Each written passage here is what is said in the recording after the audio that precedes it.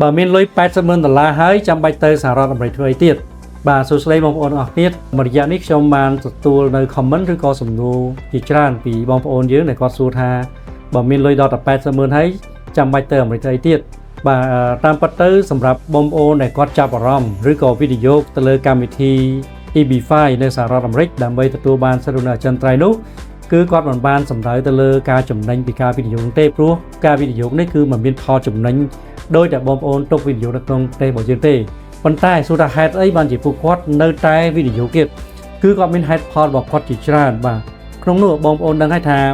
ការវិនិយោគក្នុងកម្មវិធី EB5 ដើម្បីទៅសហរដ្ឋអាមេរិកនេះគឺបងប្អូនទទួលបាននៅ Green Card សម្រាប់មកគ្រួសារតែម្ដងបាទគឺមានប្តី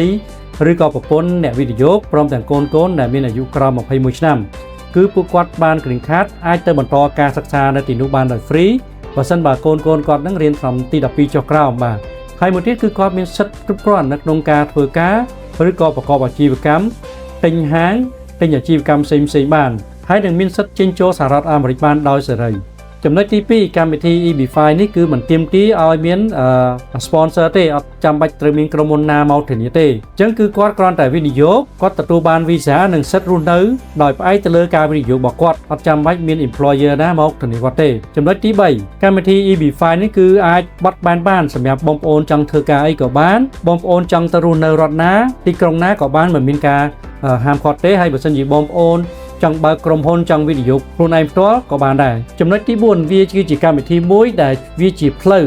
ដើម្បីទៅកាន់ឬក៏ទទួលបាននៅសញ្ជាតិអាមេរិកគេថា pathway to US citizen បាទក្រោយពេលបងប្អូនទទួលបាន Green Card អចិន្ត្រៃយ៍ហើយបងប្អូនបំពេញលក្ខខណ្ឌមួយចំនួនដូចជាការរស់នៅទីនោះបាន5ឆ្នាំឡើងបងប្អូននិងក្រុមគ្រួសារអាចមានសិទ្ធិគ្រប់គ្រាន់ក្នុងការស្នើសុំចូលសញ្ជាតិអាមេរិកបានចំណុចទី5កម្មវិធី EB5 បានផ្ដល់នូវភាពងាយស្រួលសម្រាប់ការអប់រំរបស់កូន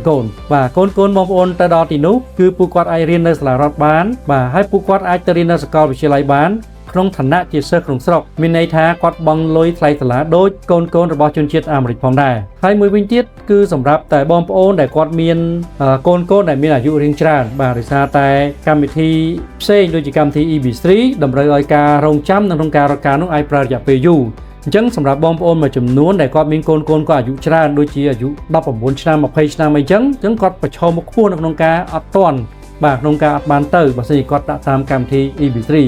ចឹងកម្មវិធី EB5 ធ្វើឲ្យគាត់បានទៅលឿនជាងឲ្យកូនគាត់ទៅបានតាន់ហើយសូមបញ្ជាក់ផងដែរថាកម្មវិធី EB5 នេះមិនតម្រូវឲ្យបងប្អូនដែលជាអ្នកវិនិយោគនឹងត្រូវមានកម្រិតវប្បធម៌ខ្ពស់ចំណេះដឹងភាសាអង់គ្លេសឬក៏បទពិសោធន៍ការងារបទពិសោធន៍អាជីវកម្មនោះទេសម្រាប់ព័ត៌មានលម្អិតទាក់ទងជាមួយនឹងលក្ខខណ្ឌផ្សេងដើម្បីបងប្អូនអាចវិនិយោគក្នុងកម្មវិធី EB5 នេះបានបងប្អូនអាចទាក់ទងមកខ្ញុំបានផ្ទាល់បានបាទសូមអរគុណ